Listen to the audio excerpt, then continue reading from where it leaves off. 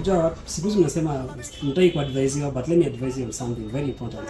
If you're looking for a good washing machine, sawa, you're looking maybe for a fully automatic, na pia budget yako pia kama ijafikia ya wash and dry, kuna budget ya wash and spin fully automatic bado. Okay, so if you're looking for something like that is fully automatic wash and spin ama wash and dry, unafaa uangalie a few things. One, inafaa iweze kuosha kila kitu inataka kuosha, duvet na pia zile carpets ziko soft, na pia front load is the best one, ama pia kuna top load. Okay, so front load inafunguliwa hapa juu, top load inafunguliwa juu, sawa. Front load inafunguliwa hapa mbele.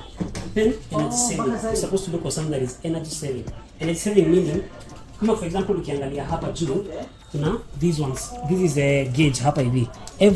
Every washing machine has this gauge. The best ones zile ziko na AA na ziko this way, sawa. So kama niket hii niko na A+++, ama A+, ama A plus moja, ama A plain, sawa. Those ones are usually the best ones, great qualities. So hizi zote ziko hapa hivi zote ni A++++, sawa. A na plus tatu. So kujeni hapa hivi these washing machines, moja hii ni Amica 7 kg 65,000.